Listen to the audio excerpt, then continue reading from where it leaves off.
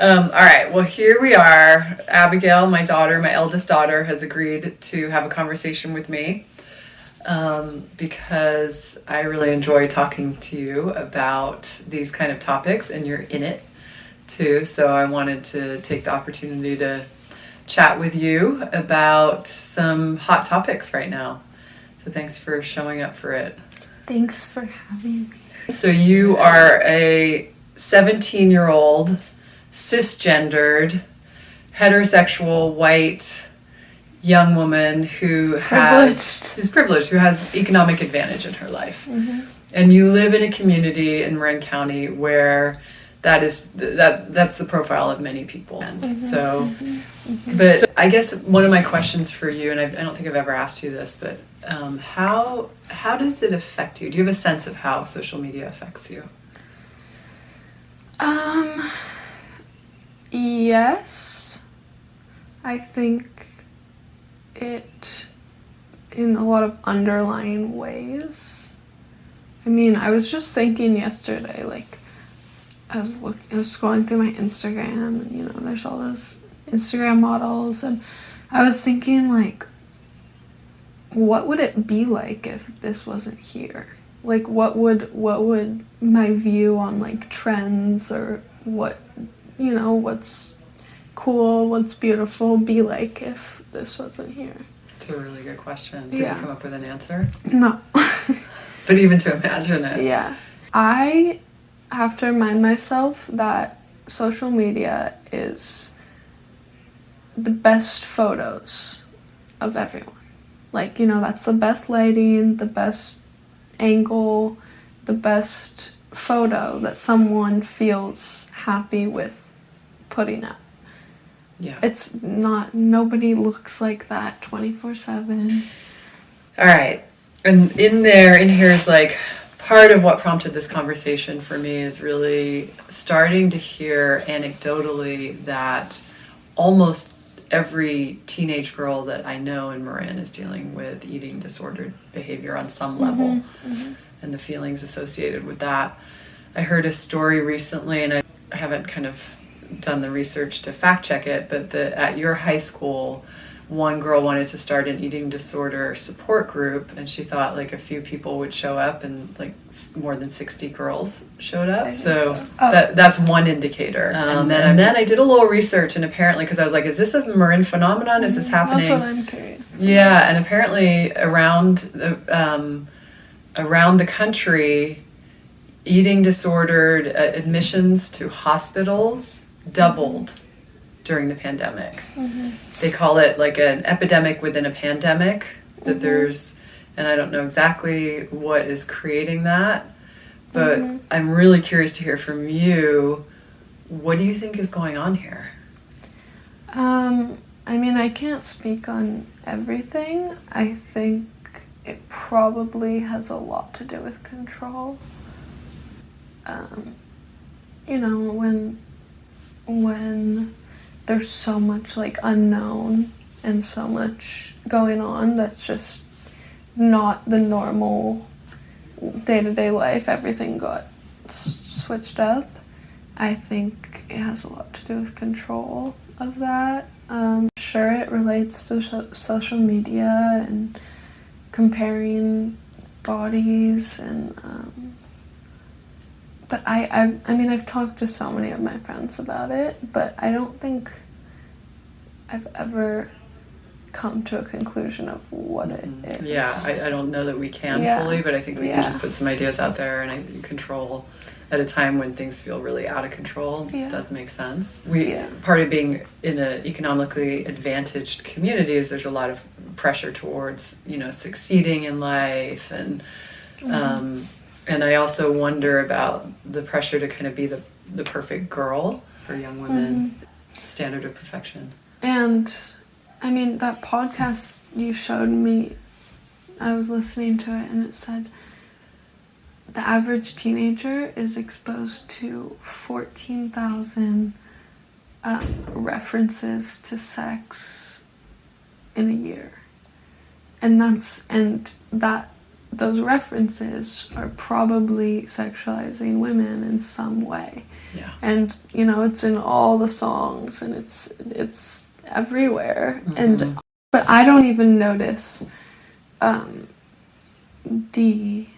there's just so much underlying sexualization of women, degradation of women, just so much. You know that you're swimming in it, and you don't even know what you're swimming in. Yeah, exactly. Following in on body image, and then into like sexual relationships. The book that you're referring to is Peggy Orenstein's Girls and Sex, and you and I have both been listening to it, and I think it's a great book. There's a lot of just really good information that she got from girls. And there's just a lot in there about the belief that women's sexuality exists for the benefit of men. And one of the things that, you know, there's social media we talked about, you talked about songs that kind of perpetuate that belief. Even songs of women artists. Mirabelle and I were talking the other day of like, you know, how many popular women artists are there that aren't a sexual icon in some way?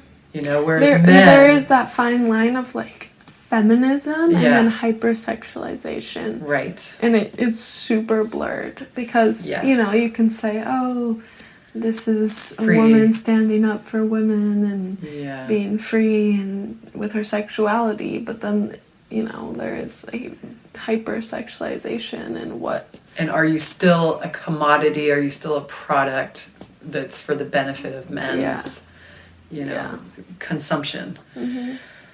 So yeah, porn, mainstream music, and the representations of women contribute to this perception of women as objects for men's pleasure. I think I didn't realize until recently that most girls I know, including myself, are playing this part of what we see of how we're supposed to be acting. I didn't even, it's so unconscious that I didn't even realize that I was doing it. And it's made me like take a step back and be like, whoa.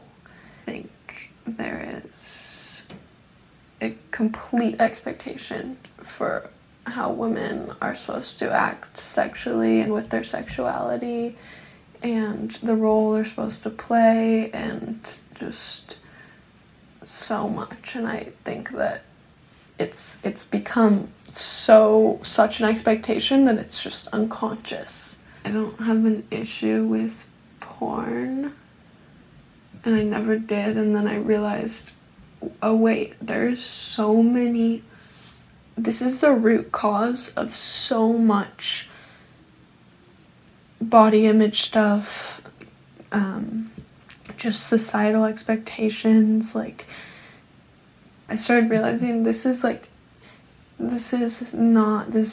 the definition of objectifying women. And, you know, it's all fake. And guys grow up thinking that's real, or that's what girls want, or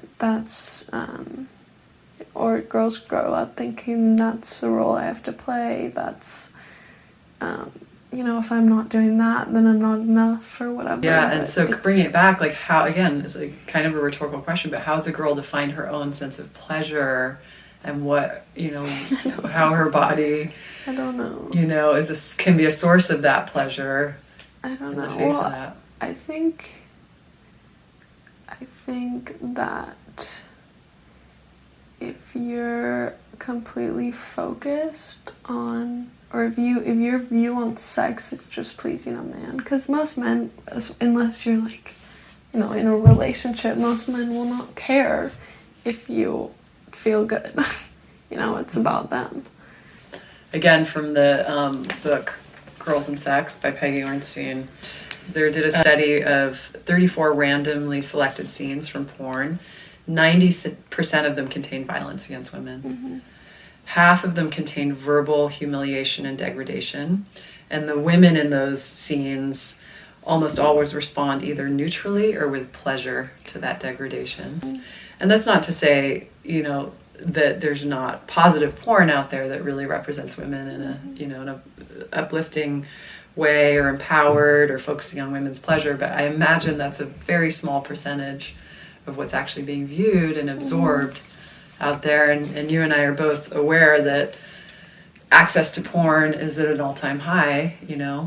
I grew up in a generation where guys might have access to some magazines, you know, maybe some VHS, but the individual access to porn is just like, I don't know how a guy would, in particular, or a girl, but I think, you know, guys consume it more, would go through their adolescence without being completely It's drawn just into that. like on the tip of a finger. It's so accessible, and there's no there. And I also noticed nobody is teaching you the downsides of it. Nobody is like, you know, a lot of guys don't even realize that it's all like fake. That's not real. Nobody is giving any insight or teaching any guys that, you know, first of all, you can get very addicted to that really will affect your self-esteem, that'll affect your actual sex life, that'll affect your view on how you view women. And I don't judge anyone for that, because, you know, that's so accessible and it's everyone.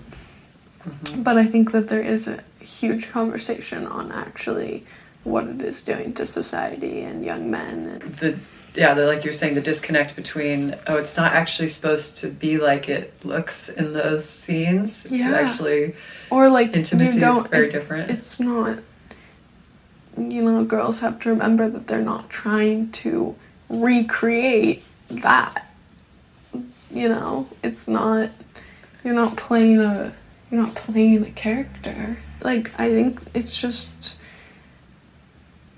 like deeply really changed a lot of things in a negative way that aren't talked about, that aren't noticed, that I don't even notice. But I think it really affects a lot of things, and not just porn. A lot of societies, like media, it's definitely objectifying women and not teaching otherwise. I think every boy should take like feminist class should be like required throughout high school, like math and science.